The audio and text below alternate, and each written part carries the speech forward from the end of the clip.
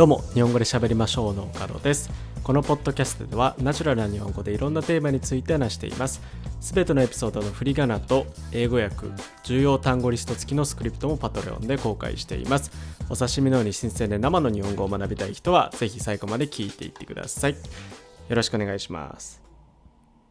はい、今日は夏休みについてちょっと話したいと思います。夏といえばたくさんイベントがありますよね。その中でも、僕が子供の時、小学生ぐらいの時にしたことについて、今日は話していきます。3つ、例を挙げて話していきたいんですけど、1つ目、1つ目は宿題です。どうですか？皆さんの国でも夏休みに宿題がありますか？日本の学校では大抵夏休みにみんな、宿題があります。例えば漢字ドリルとか計算ドリルがあります。漢字ドリルと計算ドリルは、漢字とか算数を勉強するための、ワークブックです。漢字ドリルと計算ドリル、それぞれ30ページぐらい、あったと思います。なので1日1ページやればそんなに大変じゃないです。でも、子供の時ですから、すごくめんどくさくて、だいたい1日1ページ、やらないんですね。で、最後の日とかに、頑張って、残りの28ページとか29ページとかをまとめて、寝ないでやるんです。なのでちゃんと1日1ページ勉強する子にとってはあまり大変じゃないですけど、僕みたいにちょっとめんどくさがりな子供にとってはすごく大変な宿題だと思います。それから他にも、読書感想文という宿題もあります。読書感想文というのは、本を一冊読んで、その感想を、書く宿題です。僕は、本を、読むのも、感想を書くのも苦手だったので、この宿題はすごく嫌いでした。全然好きじゃなかったです。最近になってようやく本を読むのが、好きになりました。最近は本を読むのが好きです。でもそれまでは多分読書感想文のせいでちょっと読書がトラウマになってたのかもしれません。なので、これは日本人の子供ならみんな、やったことがある宿題だと思います。それからもう一つ面白い宿題があって、自由研究があります。自由研究とは、簡単に言うと自分が、不思議だなとか、疑問に思ったことについて調べて考えてまとめて、それを他のクラスメートに、教えてあげる宿題です。大抵自由研究には、3つのカテゴリーがあります。大抵実験と観察と工作、この3種類があります。例えば実験、実験は、そうですね、太陽の光を使って、お湯ができるか実験したり、例えば卵をいろんな時間で茹でて、でその違いを見て、それのレポートを書いたりというような、実験ができます。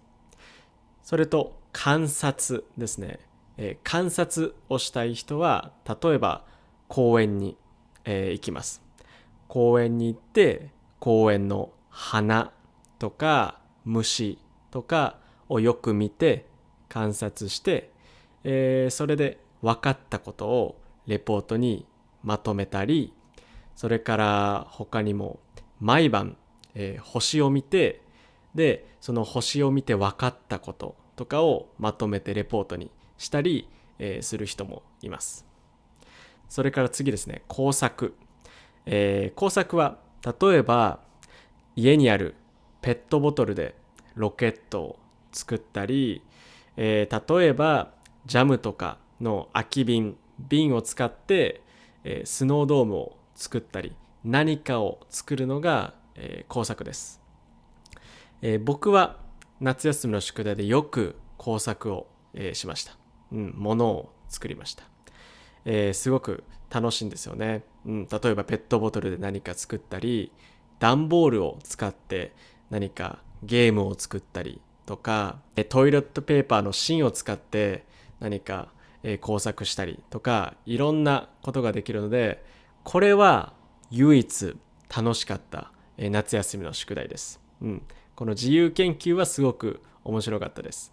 でも他の宿題、漢字ドリルとか計算ドリルとか、それから読書感想文とか、こういう宿題はすごく大変でした。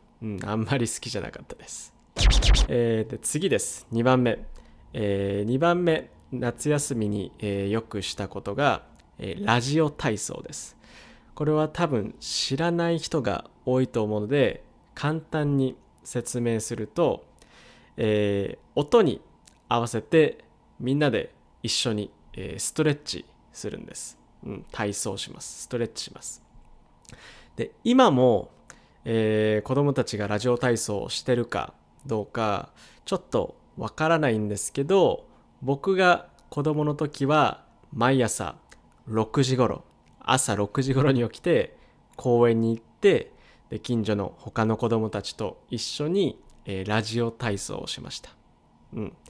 で参加したら、スタンプをもらって、でそのスタンプを、集めて毎日ラジオ体操に行きましたという、証明になります。ちょっと早く起きなきゃいけないので大変でした。でもラジオ体操がなかったら多分、朝ダラダラしてしまうので、ラジオ体操のおかげでちゃんと夏休みでも、朝、起きられたと思います。それから3つ目はお祭りです。お祭りは皆さんも聞いたことあるかもしれません。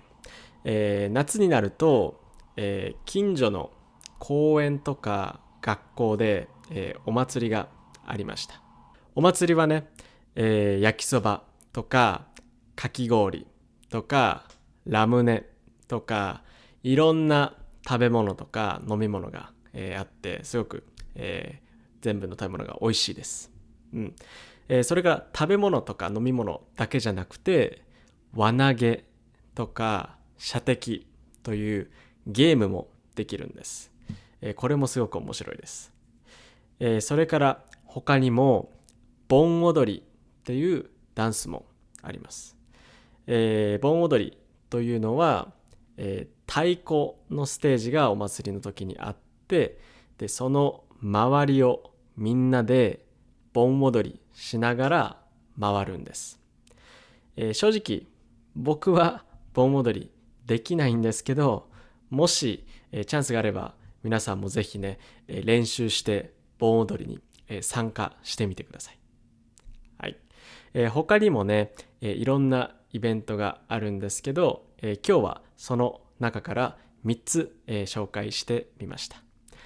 お祭りは誰でも参加できるので、もし夏に日本に行く機会がある人はぜひ、行ってみてください。ということで今日は夏休みについて話してみました。皆さんは夏休みと聞いたらどんな印象がありますか？ぜひコメント欄で教えてください。それから今日の話を聞いて少しでも面白いと思ったら、ポッドキャストのフォロー、YouTube の高評価とチャンネル登録、ぜひよろしくお願いします。はい、それじゃあ最後まで日本語で喋りましょう。聞いてくれてありがとうございます。今日話した内容の振り仮名と英語訳、重要単語リスト付きのスクリプトを読みたい人は、リンクに載っているパテレオンのサイトをぜひチェックしてみてください。そこで話してほしいテーマもリクエストできるので、どしどしメッセージ送ってください。それでは皆さん、さようなら。